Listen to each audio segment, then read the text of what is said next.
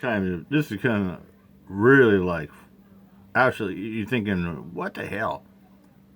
Man dies after cops forcefully arrest him and dump him in a cell. Man in crisis dies after cops left him in the cell for 6 minutes. Let's get to it, shall we?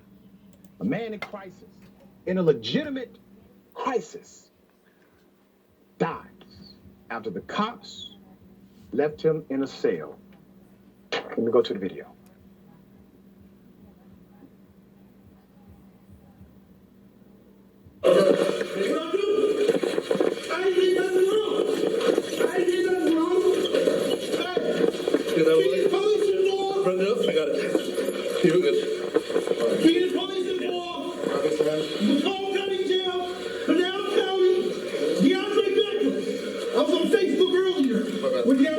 Don't worry about it.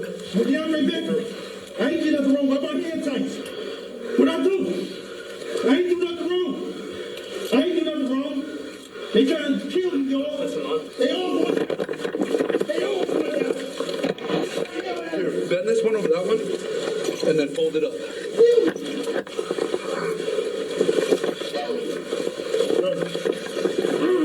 Wash your hands. A little bit of blood on his fingers. Go on. Glad I got it for you, boss.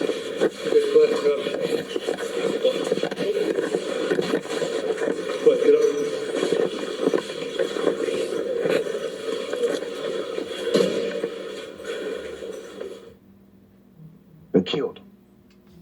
Died. Died on the cell.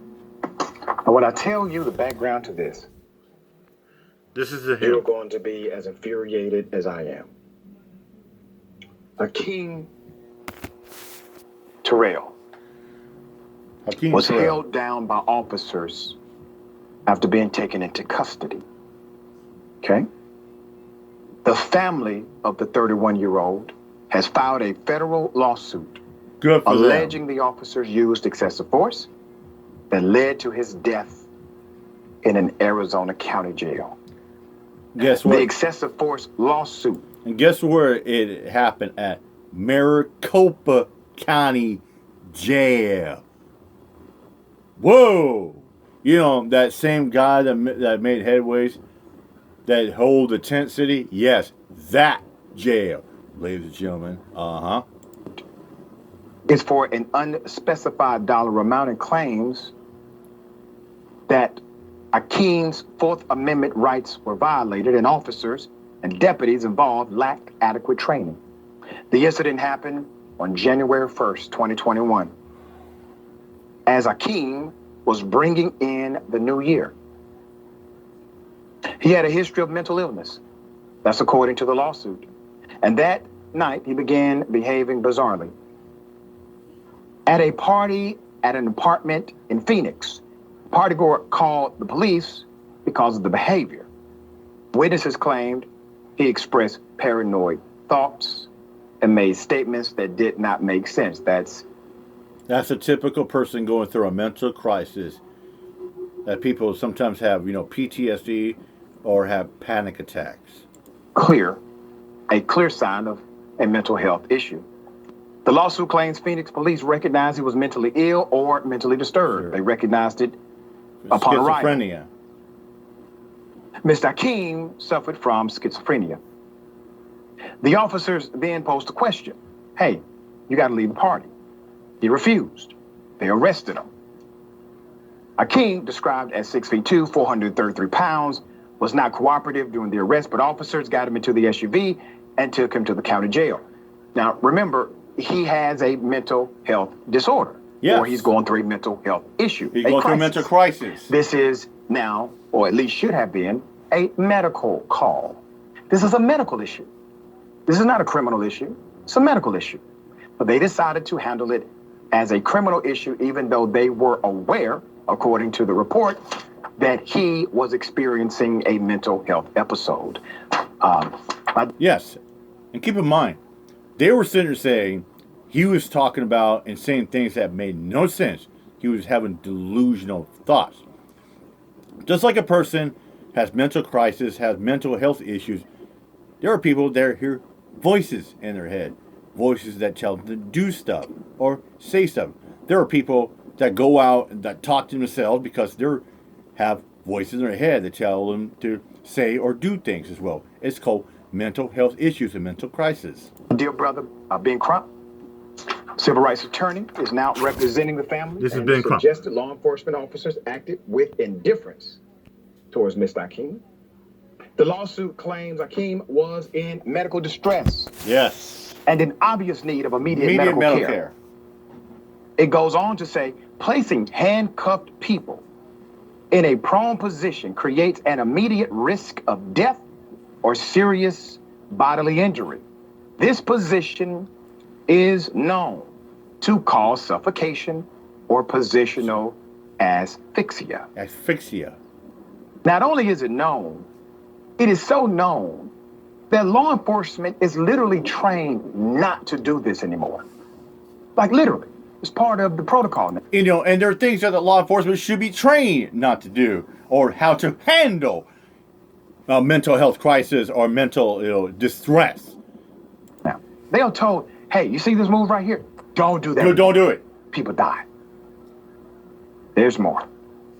Let's put up the surveillance video. So this is a snapshot of the surveillance video. Now that shows Mr. Akeem lying motionless on the floor. Okay? They let him lie motionless, face down, on the concrete. Yeah. He's not moving. Before deputies eventually check on him and calls for assistance. The surveillance captures deputies then performing CPR and using an automatic external defibrillator to no avail. Roughly 40 minutes after being placed in isolation, paramedics transport Akeem to the hospital where he was pronounced dead. Once again, they killed him. Killed him. Let's put up the autopsy. Here's the autopsy. So the autopsy comes out, and what does it say? Well, it links his death to heart failure, okay? It says, oh, he has this cardiac issue. He's obese, extreme morbid obesity, they say. Mm-hmm. And they go on and on. And then finally it says, matter of death undetermined. And prone physical restraint with torso compression was a factor. Manner of death undetermined. That's what it says. That's what it says. You know how many times we've looked at these particular reports, these autopsies, and then we get a second opinion from someone who is not paid by the county or who knows the police, and they say, wait a minute, who in the hell did this autopsy?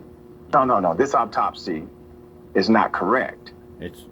There's more. I mean, it's wrong. Let's put his picture up again. Let's put up that surveillance still, okay? Because I want to show you the negligence here.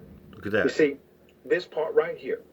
If the officers claimed, hey, we did not know that our actions would have caused his death. All right, well, what about this action? What about your inaction? It's called gross negligence. That is a criminal charge. What about that one? Just leaving him there. I mean, what about bringing a charge of maybe possible manslaughter when you killed a guy? Because you did a move that is not permitted at all. You should be charged with gross negligence, maybe manslaughter at the most. Face down. Not able to breathe. Not able to move. You could. What about that one? What about it? Is that the same? Because I guarantee you, that's also against the law. Yeah. And it's definitely against the written policy of your institution. His autopsy listed his cause of death to be cardiac related, obesity, etc. His manner of death undetermined, and how the injury occurred is listed as stemming from law enforcement restraining or restraint in setting acute psychosis and significant natural disease, providing cover for law enforcement. Here's what we do know. If they would have treated it as it was, as the autopsy suggests, hey, he has a medical issue. If they would have treated him like a patient rather than a prisoner, the brother would be alive today. Yep. More likely than not. All right, share your thoughts here. The thought is it's a scam. Sudden custody death syndrome. We all have pre-existing conditions, Dr. Ritchie. But when police put you in handcuffs and they gang up on you and you die, you're not dying because of the pre-existing condition. You're dying because they killed you. And I'll say this about the 40 minutes of CPR that just happened. To be caught on that surveillance footage, that's a scam too, because they didn't care anything about this man. Yeah, and typically we see this happen where they will utilize that as a defense later to try and prove somehow that everything just happened so fast and everything was an accident. Yeah, y'all left him in there. That was all y'all did that. All right? Okay. And here's the thing before I touch up, before I get out of here. I mean, we all know that we should live our lives to the fullest. We should embrace every day and live it to the fullest. Because you never know, you might not wake up tomorrow, you might be dead. But nobody in the freaking right mind should ever succumb and die in the hands of a fucking cop, astronomical tyranny cops that have very little to no training.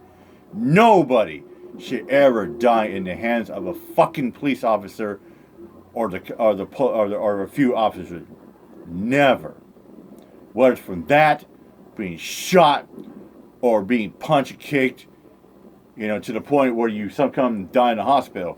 And I did a story about that the other day. We should all enjoy our life to the fullest. We should all meet our maker natural way, not the hands of fucking dirty politician, corrupt cops. It's another case of happy fuck the cops day. With that, I'm out of here. My chop. Peace out.